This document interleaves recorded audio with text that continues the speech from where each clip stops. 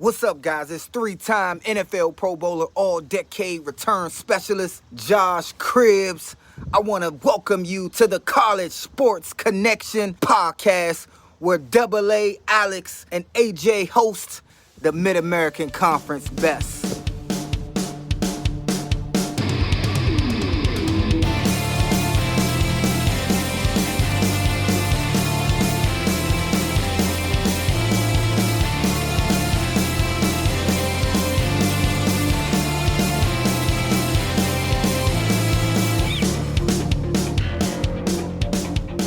All right, everybody, welcome back to the College Sports Connection podcast. I'm your host, Alex the Captain. Joining me, as always, it's AJ the Guru.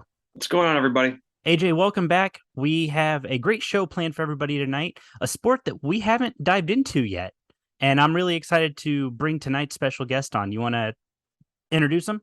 Yeah, absolutely. We're bringing in Coach Tomic from BGSU Women's Volleyball Program. This is the first volleyball team coach we've talked about all year long. Or actually, since we've been doing this podcast. I know you were there last week watching them play.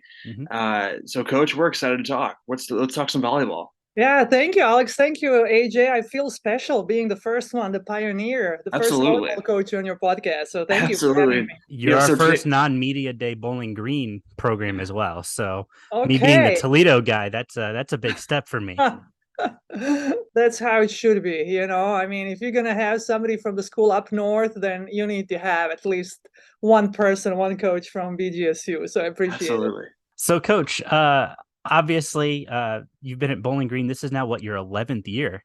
11th season. I came here in January of 2012. So 11th season, yes. What a journey that's been for you. I mean, you had stops at, Florida International. You were an assistant coach at LSU. You were even assistant coach at your alma mater, Arkansas Little Rock, where you had a pretty good career yourself, I might add.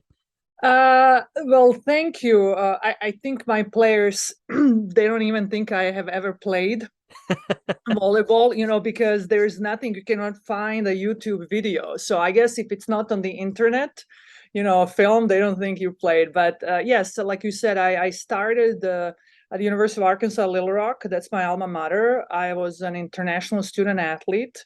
I was an older student when I came. I was 23 when I came to Little Rock in 95. So you can calculate, you can figure out how old I am. And was fortunate to get a second year of eligibility because of the war year that I experienced in Croatia. I came as a senior, almost like a senior. I was a transfer student. So started my, got my degree and played the college ball, and then started my coaching as a student assistant. And then was fortunate enough that my college coach, who is still coaching at Little Rock, Arkansas, Coach Compton, hired me as her assistant coach.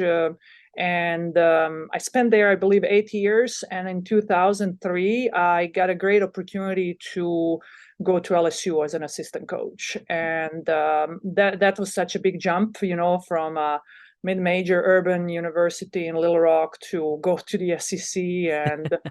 And it was 2003 when actually LSU won the national championship. Nick Saban was there.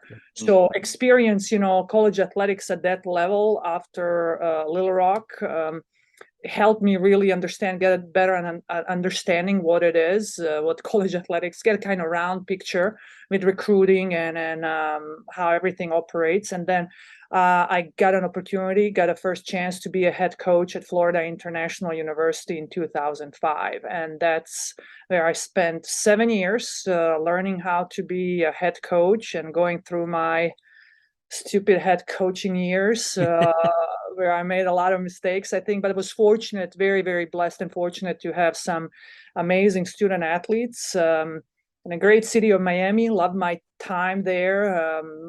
Just everything, again, first of all, being the first job and building a championship program there.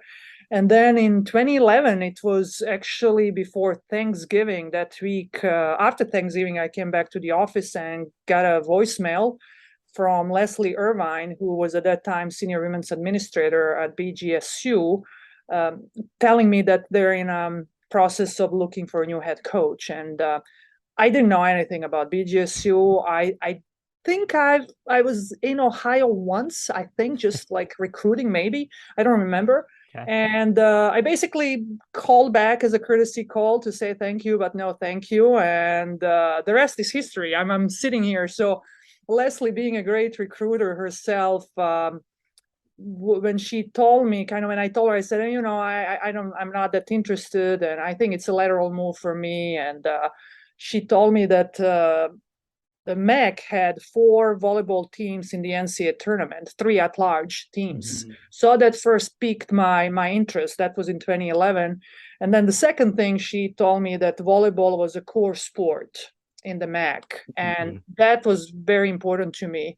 I wanted to be at a school, at an institution, in a conference where volleyball mattered. And I interviewed and ended up coming here in January, moving from Miami, Florida to Northwest Ohio. I tell people I was missing 4 seasons.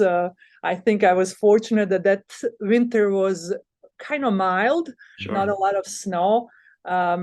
And I didn't leave after first year, so I'm still standing here. But I grew up originally. I am from Bosnia, so for your listeners who maybe this is the first time they're hearing about me and they're hearing my accent, I am not a native of Florida or Louisiana or Arkansas or Ohio. I was born and raised in Bosnia and Herzegovina, and we used to have, now with the climate change, we used to have very strong winters. So this is kind of going back to home, back to my roots with 4 seasons. Sure. So that's kind of in a nutshell my journey. If somebody had told me, I really didn't think. Every job, every of those stops that I just told you, and I was telling that to one of my student athletes today. I said, I'm kind of nomad my whole life. I left Bosnia when I was 16 to pursue my dream of playing volleyball at the highest level. So I've been independent since I was 16. And I made a home at every stop that I lived in, because I just, I tried to have my feet where I am. And every job that I accepted, I never thought, well, that's only a temporary spot or place for me to be, and this is a stepping stone. I just go all in, and I stay as long as I feel I can bring value and I can grow as a coach, and I enjoy what I'm doing and being in a great community that Bowling Green is, and BGSU. I'm here, like I said, in my 11th season. Can you talk about being recruited internationally? Obviously, you found your college playing days at Arkansas Little Rock. What was that process like? I mean, we talk about all the time, occasional basketball players get recruited internationally. Sometimes we see soccer players, even the occasional football player. But what was that transition for you like, going from Europe to playing college volleyball in the United States? I'm sure that was a little bit different than driving down the road and recruiting somebody down in Columbus, Ohio. It is. You have to remember or keep in mind, this was mid-90s, right? So it was very different with recruiting internationals then and now. This is just the beginning kind of the internet, and it was more, I got my first email in college, and my parents, we didn't have computers at that time. It was still personal PCs, right? So a video, I didn't have a video. Everything was very different when it comes to technology that is now helping internationals. The world wasn't as connected as we are now. When I came, I called my parents, I think, once a month, because it was so expensive to make an international call. I still wrote letters, to friends and family. This is like ancient times. And another thing is, a historical fact was in 95 was just the Croatian War ended. So I actually came in August of 95, and it wasn't like that was around the same time I was still in Croatia when kind of the biggest final military action happened there. So there's a civil war going on, and this was a great opportunity for me to come and change my life. The story is kind of interesting, is funny, and I don't know, there are some things in life you really can't explain. How I learned about Little Rock was, I was with my Croatian club, playing in another actually city, Dubrovnik, and we had a practice. And after practice, the club director, I found out he was a club director, came over to my coach. I was standing with him. I was one of the older players on the team at that time, and he said, "Hey, there's a school in the United States, and they're looking for volleyball players. Do you have anybody interested?" And I said, "I want to go. I'm interested." And my dad happened to be in the gym at that time. So I was like, "Dad, what do you think about me going to the US?" And he was like, "Whatever, I've already lived, independently 6 years." And I gave my contact information. And that evening I got a call from Little Rock, a water polo player who was originally from that Croatian city. And he was studying and playing water polo in Little Rock. And my future coach asked him to help her get some connections in Croatia, because Oral Roberts at that time had 3 really good Croatian players who were actually my former teammates. And anyway, this water polo player, Vinko, called me, and we started talking, and we started the process. I didn't speak English. I studied French in school, so it was very good, nice that I could talk to him. And it helped me that I was a transfer student. I was already studying in Croatia. And if I was a freshman with not knowing English, passing the SAT, the TOEFL, and all other stuff, I wouldn't be sitting here today. Mm-hmm. So I did come, and my first semester in Little Rock, all I did was studied English. It was intensive English language program. And another Croatian player came with me. We didn't know each other at that time. We became friends, of course. She was my roommate, and she spoke and understood English, so she helped me that first semester. But I had American roommates, American, of course, teammates, and I picked up the language pretty quickly. And I was fortunate to just have very good foundation going to school and learning. I had a writing, reading, listening, vocabulary, grammar, all that stuff. So that's kind of how it happened. Now it's very different. Now the world has become very, the global society, and with the technology, a lot of players also go through recruiting services that we get emails daily, probably, from different parts of the country with videos, with a click bio, and you have all the information about all the universities now in the palm of your hand. So it's very, very different how we recruit international players than my journey coming here. Mm-hmm. I don't know. I don't know if it's good or bad. I almost think it helped me that I didn't have to be on a Zoom with my college coach, and then so she could figure out I couldn't speak.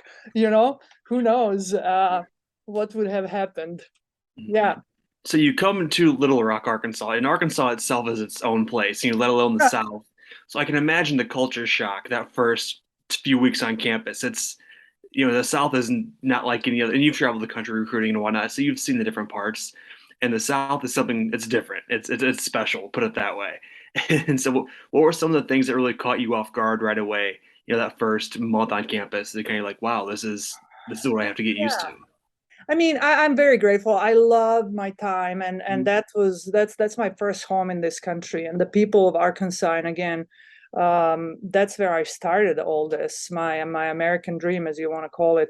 The biggest thing, it's not, first of all, like I said, I didn't speak English, but then the English that I heard, like we have we watch a lot of American movies and music and all that stuff, right? And the movies are subtitles, so my listening skills were better than speaking. Well, it didn't sound like anything what I saw on TV, I can tell you.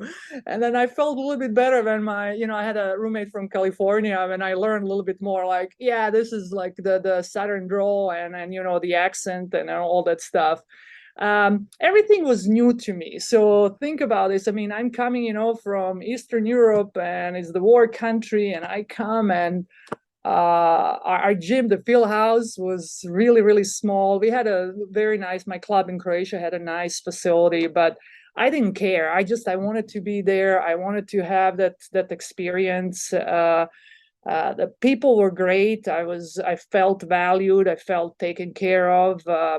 I was part of building that program. We were not that good my first year. And then I recruited a couple of my friends from Croatia. I said, hey, come over. I want to win more.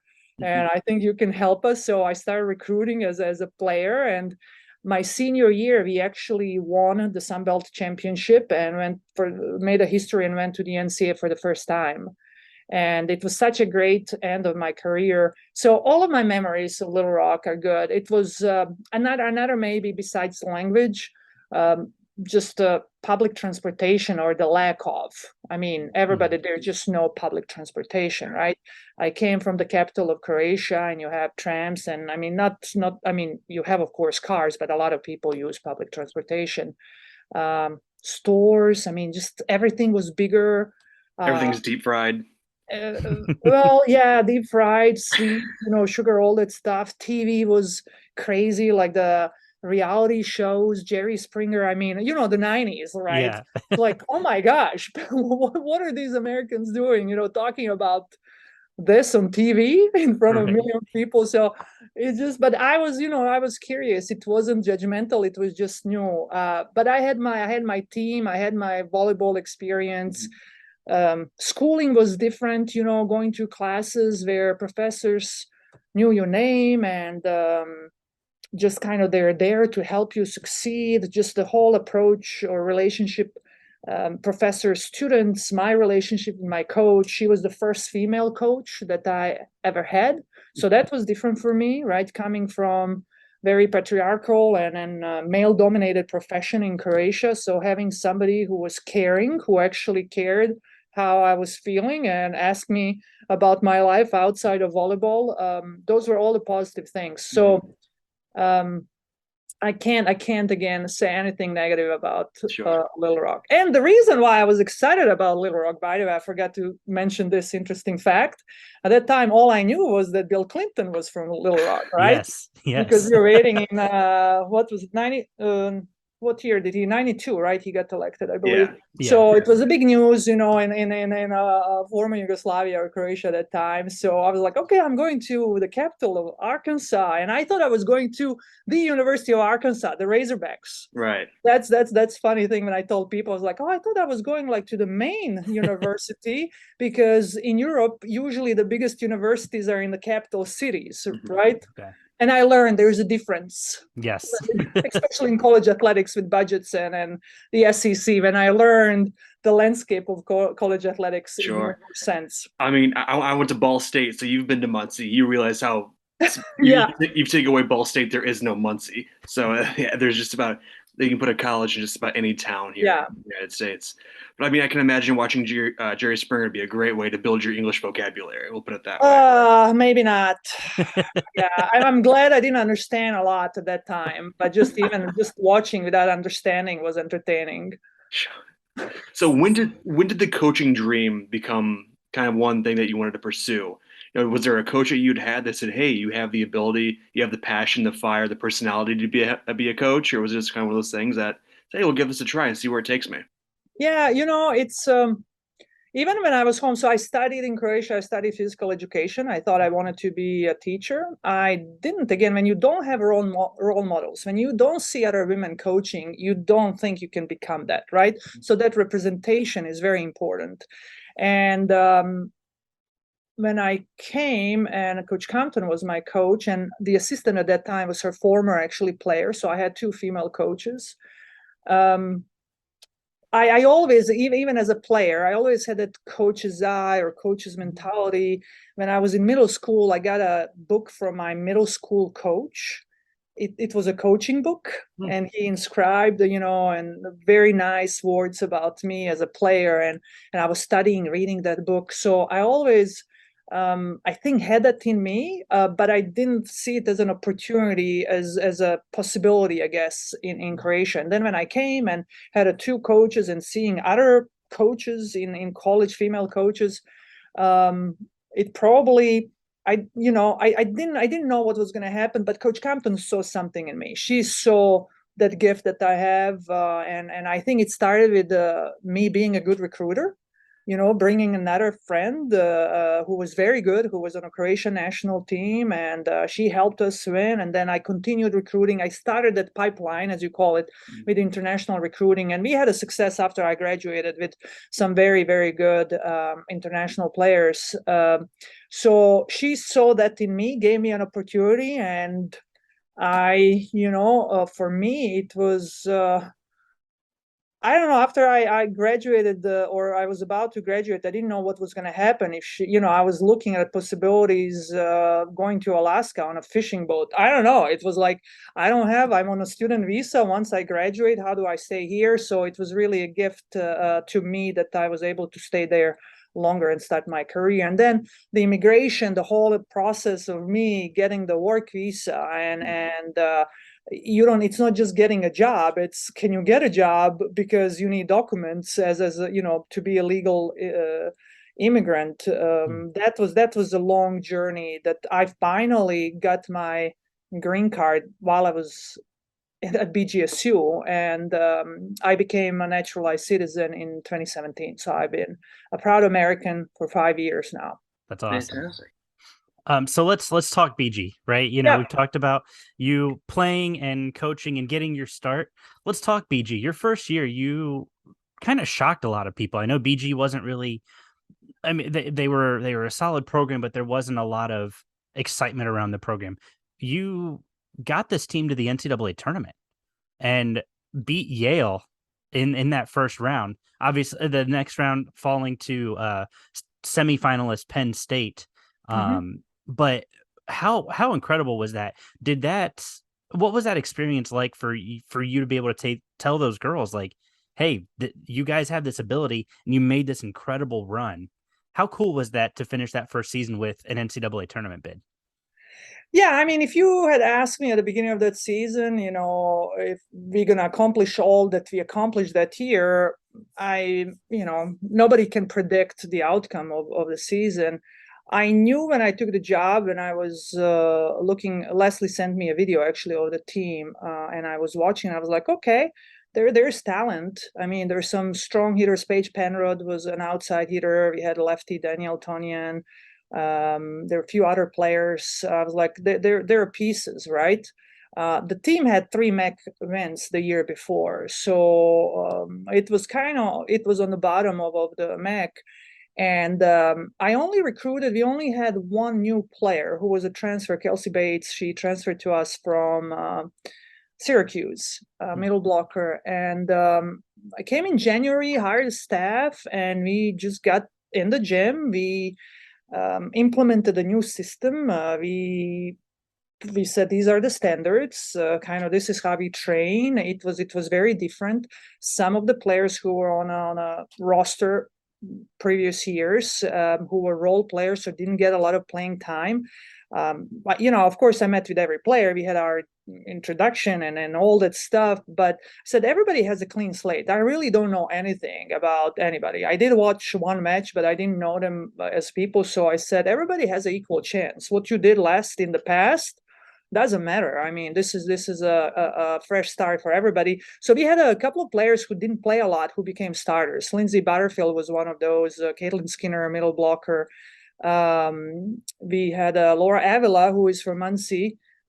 She was our setter at that time. We had a strong group of juniors. Ashley Dunn was our libero. So we had a talent. It was just a matter of, I think, training and putting a system in place. And this is also me who just, my attitude is, where I go, I win, right? So I go and I win.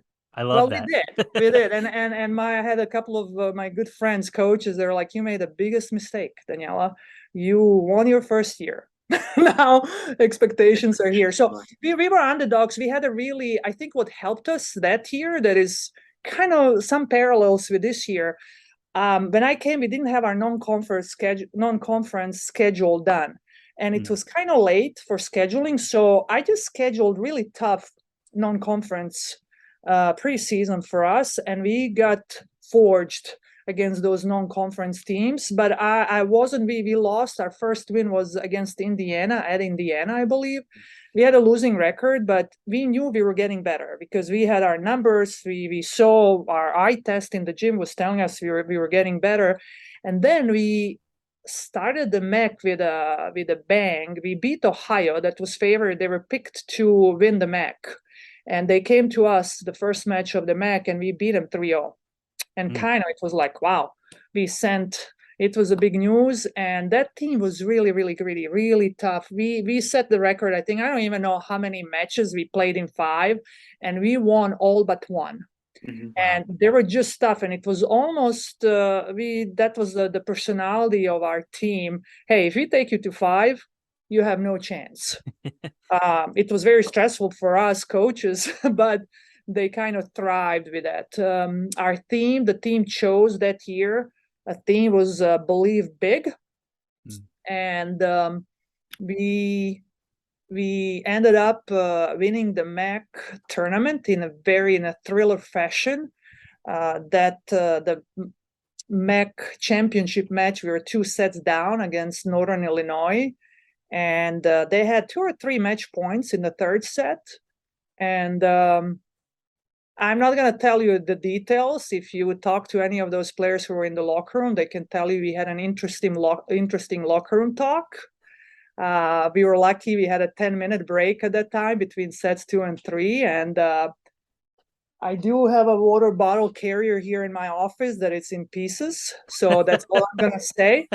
But I think I put some fire under my players' wings. And we came back and we fought 2 or 3 match points in the 3rd set, won that one, and then rolled over, won 4th set and won 5th set, and won the MAC tournament. And our non-conference schedule, because we had a pretty high RPI because of our non-conference. We got a good draw in the first round and got Yale, who was a very good team. They were actually undefeated until they played us. Oh, wow. They were undefeated. And of course, we went to 5 sets. So I said earlier, I don't want to sound arrogant, but I was arrogant at that time. When I came at the press conference, I said I came here to win championships, which, yes, that's, if you're in coaching, I mean, I'm not going to come here and, say, yeah, we want to be an average team, middle of the pack.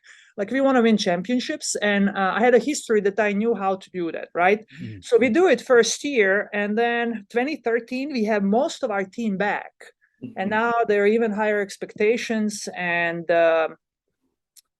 we underachieved, in my opinion. We didn't, I don't know the record. I don't even know what our record now is overall. But it didn't feel good after that second year. But then it got worse. Then we go to 2014 and 2015, and we win 3 MAC matches in each year. And I'm, thinking like, okay, you lost your magic, Danijela. Well, what's going on?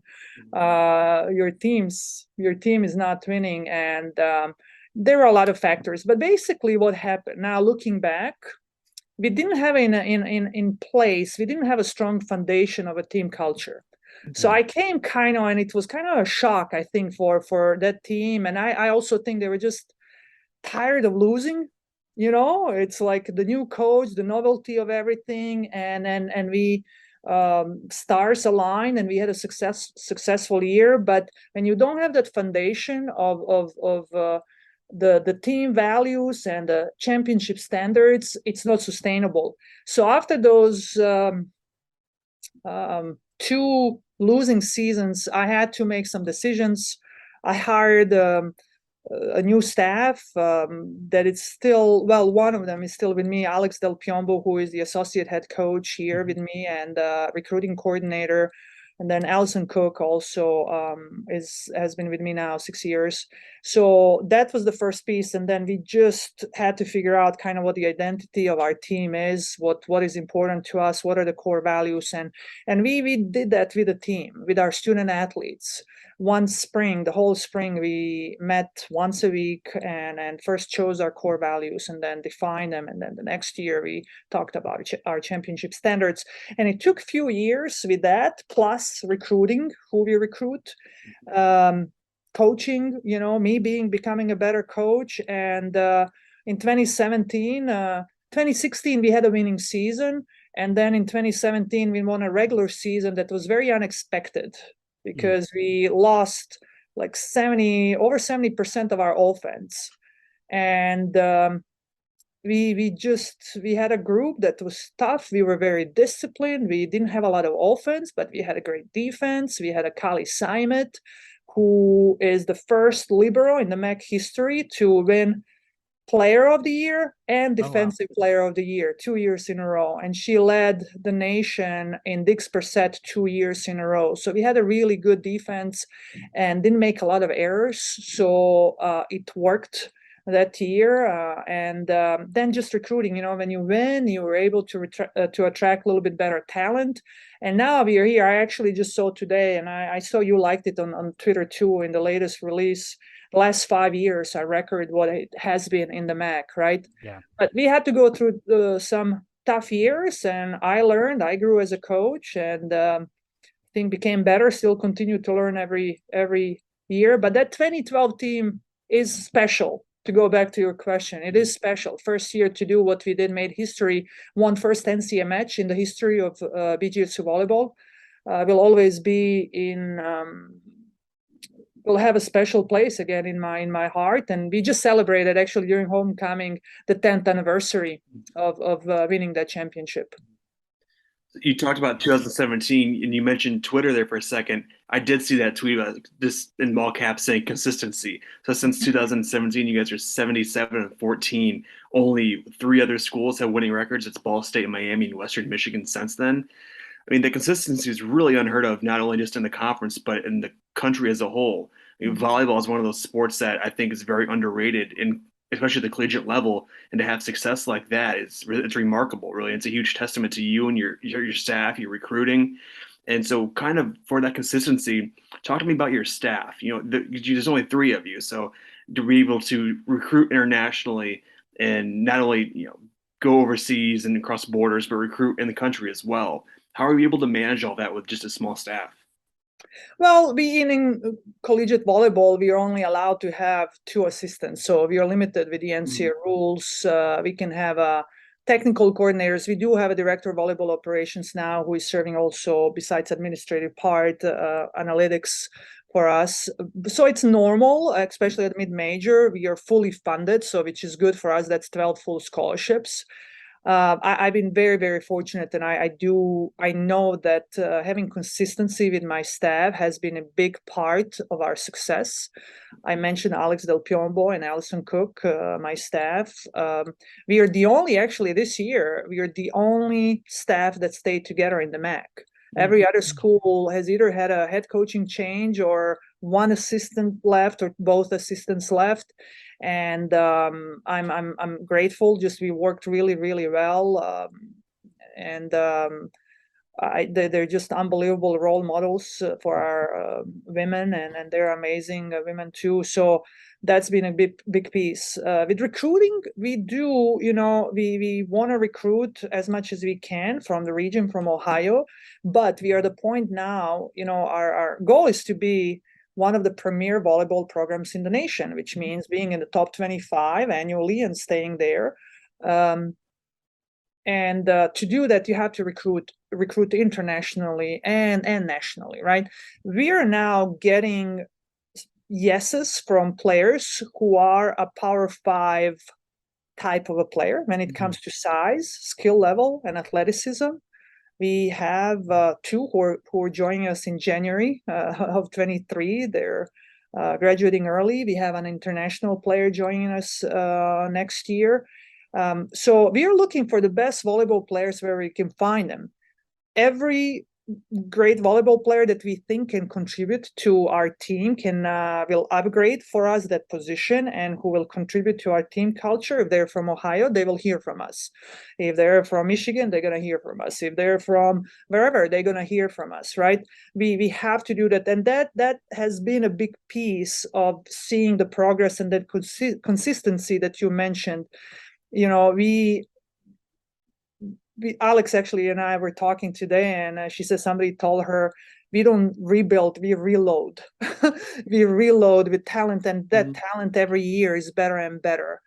And it's fun. And to me, that's the key of sustaining that excellence, of being in the top. Not anymore, we're going to be contenders in the MAC every year.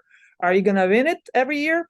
No, it's unrealistic to expect anybody to win a championship every year, but we're going to be contenders. And now the next step is, again, BGSU being at the national stage. And on Monday, we got a first RPI this year, which is the ranking, and we are sitting on the 30th place among 344 Division I schools. Which is impressive.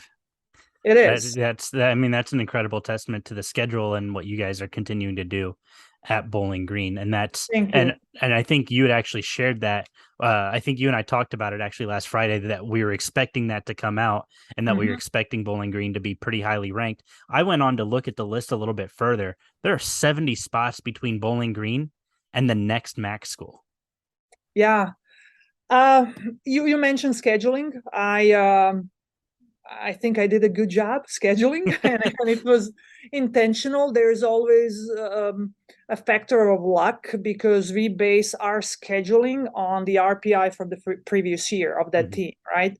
But I wanted to play the teams that we thought will be successful in their conference and the teams that they're playing. So we played 2 SEC teams, beat both Tennessee at Tennessee, and then we beat Mississippi State at Mississippi State, and Mississippi State is in top 25 actually RPI. Yeah. So and then the losses. So our record after non-conference was 5-6, and when I put together that schedule, I thought that if you're at 500 after non-preseason, that would be a success, and we were 1 win shy.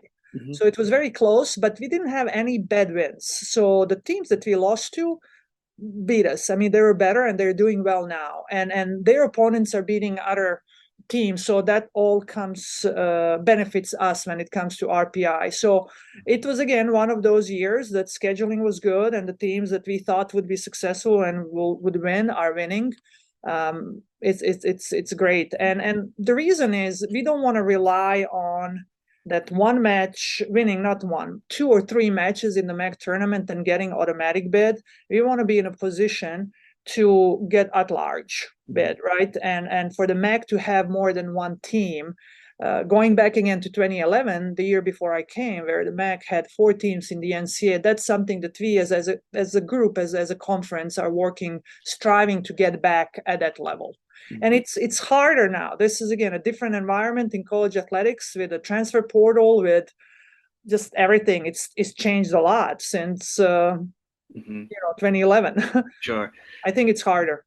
You mentioned the transfer portal too. We had Coach Tim Lester on a couple of months ago, the head football coach at Western Michigan, and I asked him, I go, what is the transfer portal? Because we hear about it, all the great things about it. He goes, it's not as glamorous as it seems.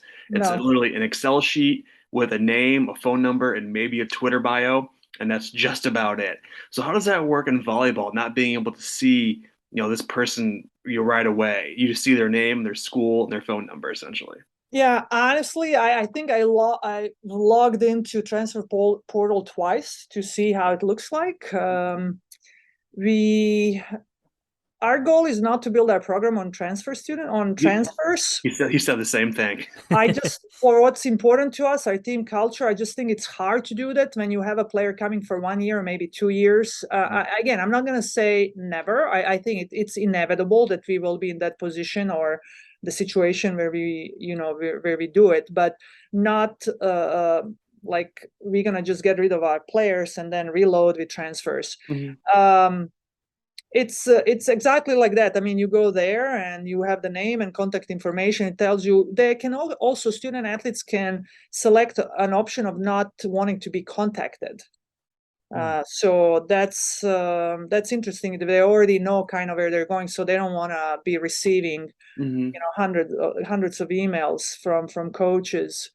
I think it's a good thing. I'm always, give student athletes that possibility. If somebody is not happy I mean, personally, I don't want anybody. I mean, this college athletics, that this experience of 4 years should be a win-win for the institution and for a student athlete.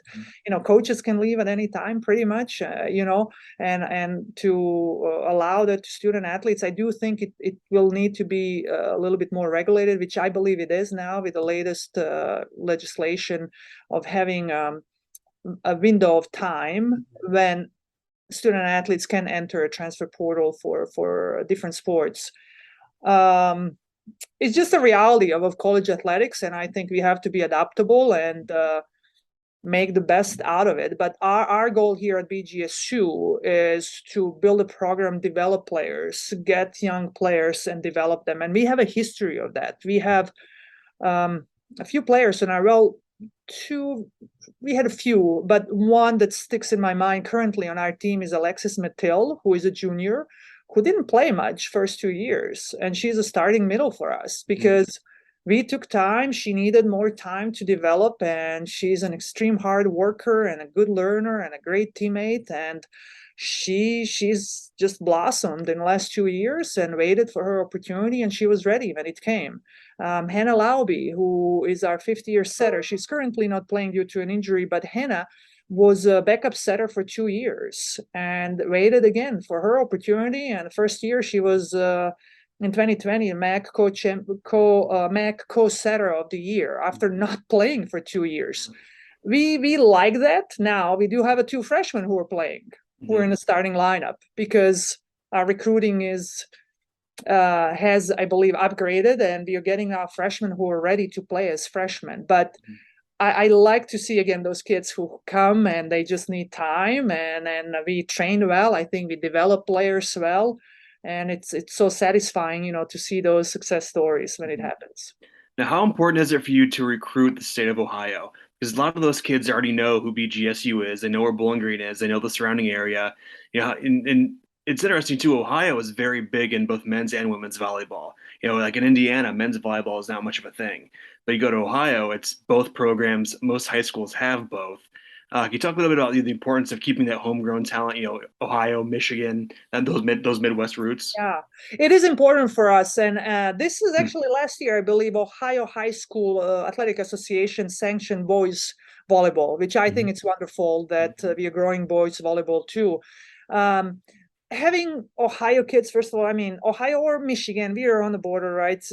In this region is important to us. We are a state school. We want to keep the best talent in the nation, but also Ohio has a lot of Division I schools. So it's a huge competition for those players, right? So now, what is a priority? Recruit Ohio kids, but we also want you to win.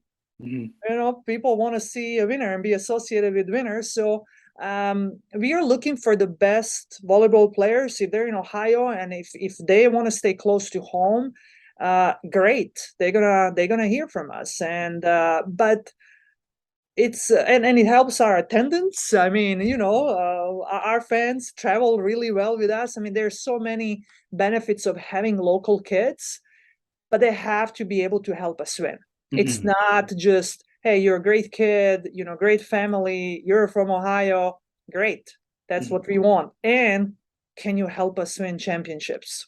And can you be a great teammates? Can you contribute to our team culture? All of those things. And if everything is there and they think that we are a great fit for them, and I'm a good coach who can help them grow, wonderful. And we need their position. That's another thing. Every recruiting class, we have 12 scholarships. Like we have 2 setters only on the team. There can be like a number 1 prospect in the nation in Ohio, but we don't have a scholarship for that position. Then it's a different story, right? So I wanted to ask you. You just mentioned the fans. I was going to bring up. I see pictures online all the time of the different arenas, and a lot of them are pretty empty. That was not the case on Friday. I think the attendance ended up being almost 1,200 people. It was over 1,400 actually. 1,400. Friday. Okay. We had 1,740 on Saturday, so we had even a bigger crowd on Saturday. talk about just how, I mean, and it wasn't just parents, it was the community. It was up there. There were a lot of students there as well. Talk about what you guys have done to really get involved with the campus culture to make people want to Yeah. come to events. That's part of our dream big vision. We had a fundraising event at the beginning in August in our preseason, and we shared with our team that we are dreaming big, being one of the premier programs in the nation, get in top 25, stay there. And I challenged our community, not challenged, but I asked them, it's a little challenge, I guess, to match those aspirations, the dream big with us, right? All top 25 programs have high attendance numbers. And we have a beautiful facility. I believe one of the best volleyball facilities in the nation. We are in a college town. We've been also 2 years, in an abnormal situation, abnormal life where we couldn't be together and socialize and everything. And I do think that hurt us. I mean, everybody, of course. So now that we can do all the things that we could do before COVID, and we have this amazing team. You saw Alex. I mean, our players, we are very talented. The athleticism, the skill level of our student athletes. I believe they deserve that support. They have earned it. We have we have consistency, the history of winning, right? Our student athletes are amazing in classroom. Our team GPA is 3.75. Wow. They're great in community. It's like, please come and help us. Let's partner up. So I did, not just but I took a lead, let me put it that way. Everybody helped. We have a great marketing director, Taylor Jefferson, who is also doing a lot of things with his team behind the scenes to market our program. But I met with a lot of constituencies this summer on campus and in the community and saying, how can we help each other? This is what our vision is. This is how we think you can fit that vision from spirit groups, the cheerleaders, the dancers. We had a drum line on Friday. We had a band on Saturday. They were amazing. Freddie and Frida, the best college mascots in the country. We might have to have a discussion on that one, Coach. Yeah, they're the best. You can't. Yeah, I'll win the argument. But, I'll let you have this one. This is your show this week. But the community going to the city council, meeting and talking to the citizens and saying, going on the radio, coming here on a podcast. This is a special team. We have some amazing volleyball players, student athletes that are representing BGSU with a lot of pride. Let's support them. And on top of that, you're gonna have a blast watching our team. Your heart rate might go up a while, because we do like to make it exciting like we did on Saturday. Keep things interesting. But our team is joyful, and people don't also realize how much volleyball has changed. If you haven't seen college volleyball now, and if you maybe are just have a niece or a daughter or granddaughter and going to high school games, which the level is going up at every level, it's just amazing, the speed of the game. So it's an exciting game. And it helped us also this past weekend that you were there to see. We had a family weekend at BGSU. So the university, the student affairs helped us a lot. We made it Friday night was $1 match and $1 everything at the concession stands. And the university purchased the tickets. So everybody who was coming for family weekend could claim a ticket for a volleyball match. On Saturday, there were activities in front of the Stroh, tailgating. They made it a fun activity. And that's what it's going to take. It's not like we cannot do it just ourselves. We have built it when it comes to the program. But now to build everything around with that support, with attendance, to be, first of all, the toughest place, the toughest arena in the MAC to play, and one of the toughest in the nation. We need help. We need help from BGSU, from Bowling Green, and from everybody that can show up and cheer so it was amazing. It was see that the glimpse of that vision, and we're gonna just continue build it up. Sure. It's interesting too. I was going to ask you about this, the speed of the game. So like I said, I went to Ball State. I was there from 2013 to 17, and I attended a lot of volleyball games. I worked in the athletic department, so it was a lot of fun just to go, both men's and women's. And one thing that really did impress me was the speed of the game. Watching it live, either sitting courtside or front row, whatever it was, how fast the game truly is, because you can watch it on TV, you watch the Olympics, and you say, yeah, it's fast, this is quick, but you see it live, and it's an entirely different ball game. So how do you, kind of like in baseball with pitchers, you don't teach speed, but you teach technique. Is it the same way when it comes to volleyball? Because I mean, or can you put, I'm not familiar with the game so much, Yeah. so how do you train that speed? Is it all just muscular? Yeah, you go ahead and explain that. Yeah. Well, I agree with you. It's not just seeing. I think you have to hear it. I Mhm. think that the speed, and I tell our players, I was like, that sounded like a great hit, right, or a serve. It's that sound of the ball. It's athletes are stronger, athletes are longer, taller, right? So the physicality of student athletes in volleyball in our sport has gotten at a higher level. Training that they're receiving at a club level, competition that they're playing all around. High school, again, level of volleyball is higher. So they come to us in college with better skills, with more experience. So that helps. And then they receive, a lot of clubs do now have a strength training, but then we add that piece when they come to college. So they're just getting stronger, they're getting faster. And you mentioned technique, right? It is important. Volleyball is specific. It's to me, it's an ultimate team sport, because you have to pass the ball to a setter. The setter has a split of a second to decide where she's going to set, to whom she's going to set, and it has to be clean. Otherwise, they're going to call a double contact. And then that hitter has to jump and hit that moving object, right? With 2 blocks in front of her and 5 players behind playing defense, right? And we say, find a court and get a kill for us, right? So it's hard. So being technically sound, having fundamentals in place is important. I did in my coaching development or evolution, I guess, I have shifted much more to game-like training than what I was used to when I came through more of a blocked. We did play a lot when I was younger, but it was technique, like the Eastern European style. I think I would love this style that we are doing now.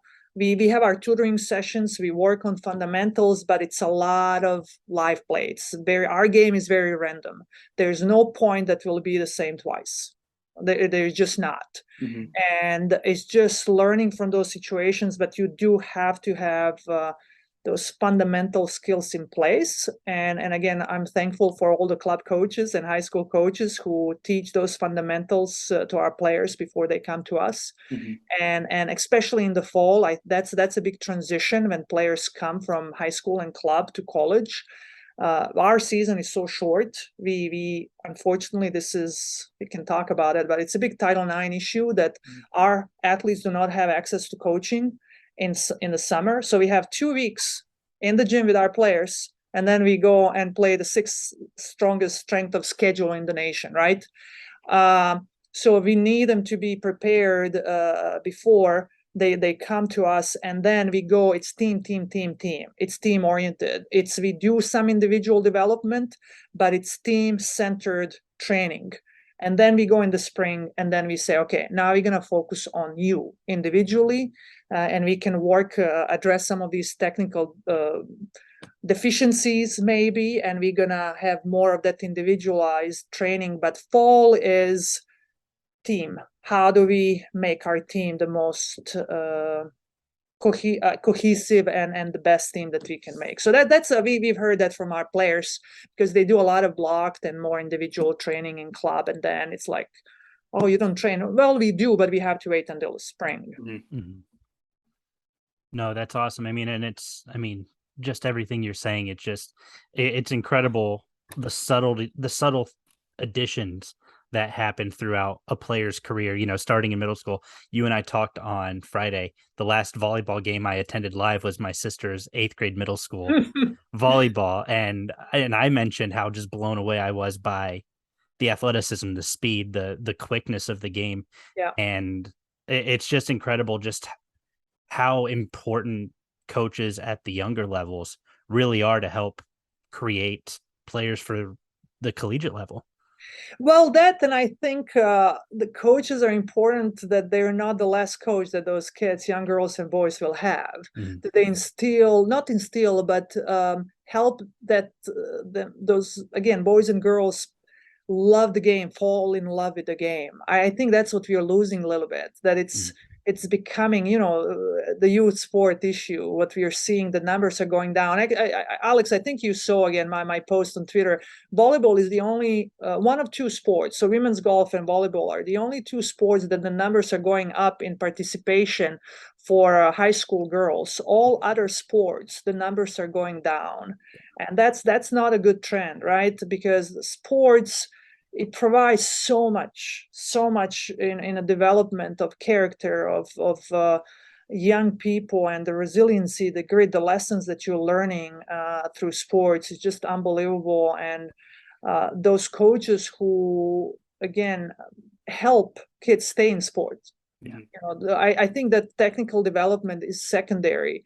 It's really, really developing that love for the game, and that's what I'm grateful for to youth coaches for doing that.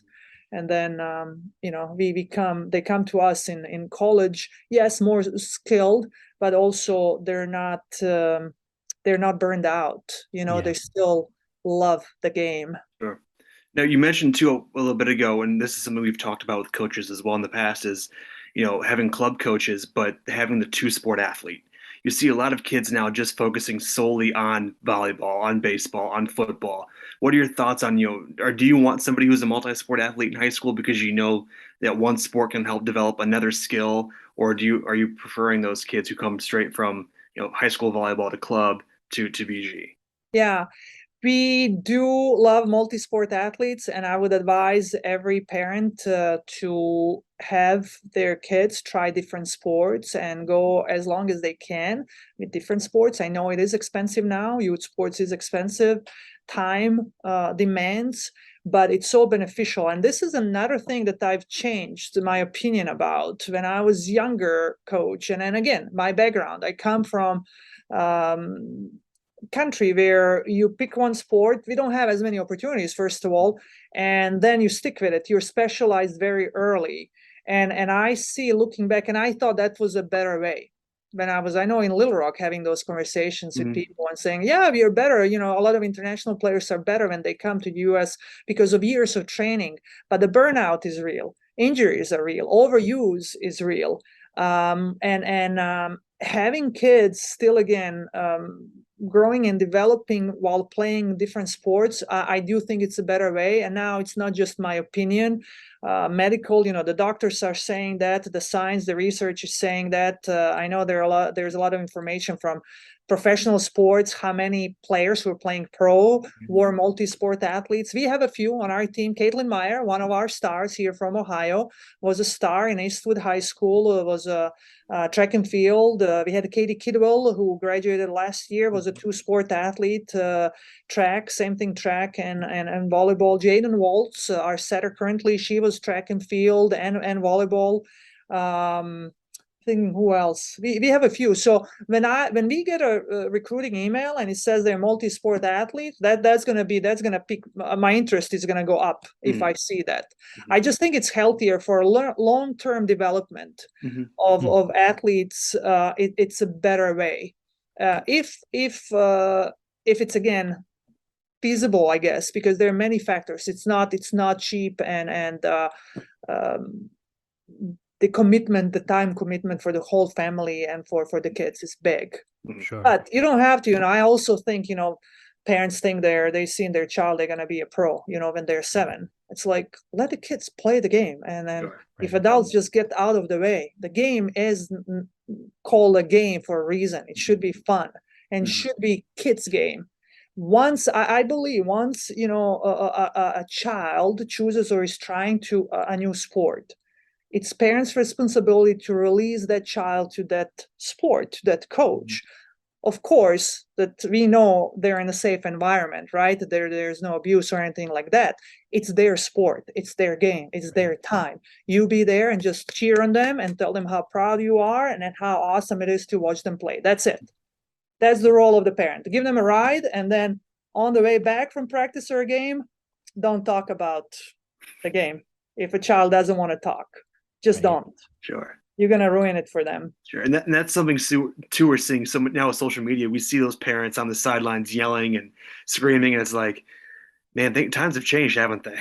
Yeah. Well, you know what? Actually, one thing maybe with fans, and this is connected. We started doing this several years ago, Chalk Talks. So we did it pre-COVID. We had it here in the Stroh classroom, and it was only for season ticket holders. And then during COVID, I just thought it was I love doing it, and we wanted to educate our fans. I think volleyball is it's much better. I guess you enjoy it more if you understand what's going on, right?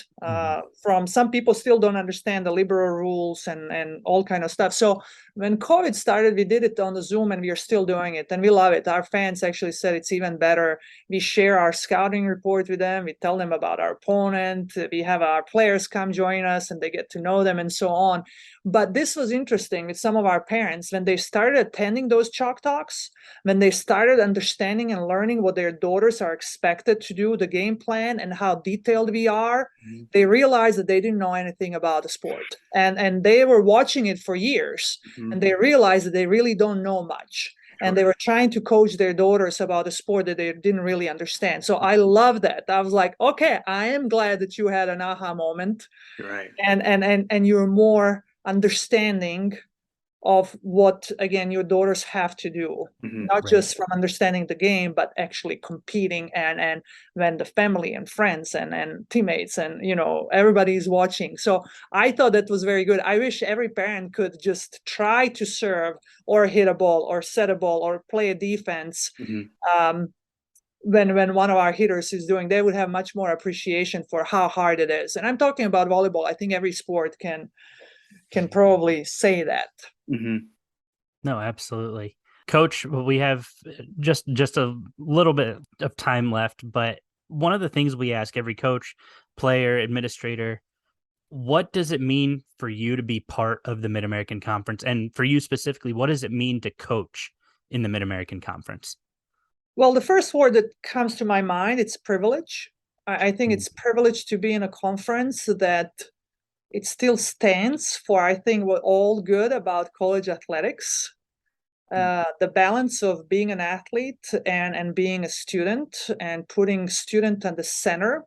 I think the Mid-American Conference is a student-centered conference. So there's a lot of development and programming around developing a whole person, and that's in line with what I want to do as a coach and what my mission is.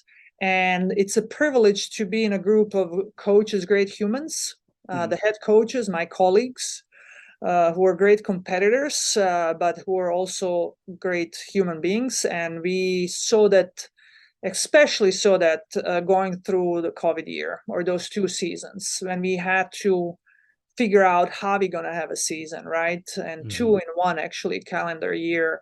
But just the respect that we have for each other, and the respect for the game. And I just, it's a privilege to be part of the Mid-American Conference. So I have one more too. I like to ask coaches and former players who are involved, or who are collegiate athletes too, with the name, image, and likeness. Back in your day when you were playing, what product would you have wanted to endorse? I'm going to guess coffee. I may or may not have seen a tweet about coffee the other day. Well, there's a funny story about that, Alex. I would probably, when I was a student athlete, because I'm plant-based. I haven't had a meat in long time, over 20 years. So probably, I don't know, Beyond Burger, any plant-based food, I would be a good representative for that. Or non-dairy milks. I love oat milk and almond milk. So any of those. With coffee, I actually started drinking coffee here in Bowling Green because I had a friend who told me, I don't believe you're Croatian. Everything I know about Croatians, and I gave them a book to read. They drink coffee and they love coffee and ceremony. I was like, you know what? I don't eat meat. I'm not drinking coffee. Like, I really like, what is my identity? So I said, I need to start drinking coffee. And now when I go into something, I'm all in. So I try to keep it on one cup in the morning, because in the season we can go overboard with coffee. But now if there's an NIL with for the coaches, that's what I said, Tim Hortons. So I was like, yeah, I'll sign a contract. Sure. Or It's Big B or Starbucks, whoever.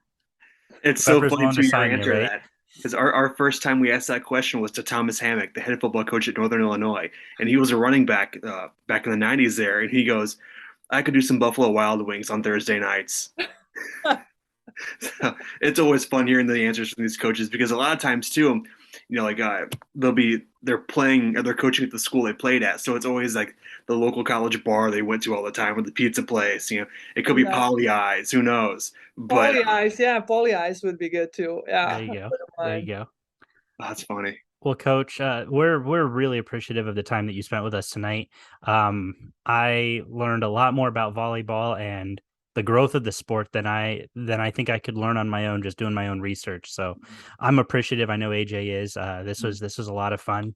And yeah, anything else? Any parting words for us? Well, you didn't ask me a question about my I didn't. We got so involved about volleyball, but now that you're bringing it up, talk about your shoes. You wear these beautiful pantsuits, and then you've got these bright orange shoes. What's the story there? Well, my sister said, so you're changing your style. I said, I guess. My staff and I, we take a lot of pride in dressing up for our games. On a match day, it's a special day, and it's a special again day after working so hard during the week in the gym here. I don't even know how it started. Well, I have a staff and players who are really, their shoe collection is impressive. Their savings account could be much bigger if they didn't spend so much money on shoes. So I kind of wanted to surprise them. So I went and created my own Nike design, right, by you, Nike. And of course, I had to go orange. I mean, anything orange in Bowling Green, it's a hit. I have a slippers on right now, and I got so many compliments on my slippers, like $15 slippers. So I said, I'm going to get a nice pair of Nikes, and I put my initials on the back too.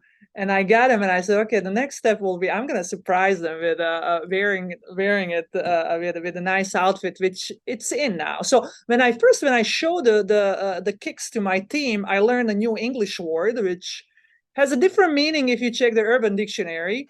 Drippy. They're like, Coach, you're drippy. I was like, what is that? So they had to explain what it is. I said, okay, cool. Thank you for improving my vocabulary. And then I showed up in the locker room for pregame talk in my orange kicks, wearing everything black. Yes, I got his standing ovations, and Ali, who was wearing high orange heels, she was a little bit jealous because she wanted to take all that attention to herself. But I think my orange Nikes were the hit. And I had another pair. Then I was like, okay, now I'm gonna disappoint people because I only have two nice pairs of Nikes. So I ordered the second pair on Saturday, and I had to match the outfit right to brown. Nikes. And yeah, so I don't know if I did or I didn't go on a Nike app and design a few more pairs. I don't know. I guess we'll have to wait and see if that's going to happen. We'll see what shows up at the door, right? We'll see. But my sister said, yeah, I think, are you starting a new style? I was like, yeah, and it's really comfortable. I love it. That's important. That's the most important part. No, that's awesome. Well, AJ, I had a great time with Coach tonight. This was a lot of fun. Volleyball is a sport that's up and rising, and people need to be paying attention. Absolutely. It was a lot of fun. And, she gave me a new contact to get a hold of when I get to Colorado. So I'm excited about that. That's one I'll have to make. And, but yeah, hopefully we'll do this again, and I'll get back to a match sometime. Well, I want to thank you guys. This is so awesome that you're doing so much for the MAC and for all the sports. And thank you for inviting me to be your first volleyball coach. I hope I'm not the last. And I hope I told you, Alex, hopefully we'll have you both. Well, you'll be in Colorado, AJ, but Alex, hopefully will be hosting the MAC tournament. That was our goal. If we win the #1 seed, we'll have the MAC tournament here in Stroh. If that happens, great. But thank you for everything you do for college athletics and especially for the Mid-American Conference. Absolutely. Yeah. You're welcome on anytime. Yeah. Anytime you want, Coach, your doors wide open for you. Thank you. And everybody who is listening to this, please come to the Stroh Center. We're actually playing next weekend, Friday, Saturday. We're playing against CMU, whatever day that is. come and check us out. You'll love it. And I tell everybody, if you don't enjoy it, if you don't think you didn't have a good time, I'll pay you back the money you spent on a ticket. So that's a promise. Promise from I'll refund Coach you. right I'll there. refund you. Yes. I love it. I love Okay. it. Well, thank you guys so much for tuning in. We really appreciate it. Really looking forward to hanging out with Coach down the road, going out and checking some more Bowling Green volleyball at the Stroh Center. Thank you guys so much for tuning in, and we'll see you next week. See you.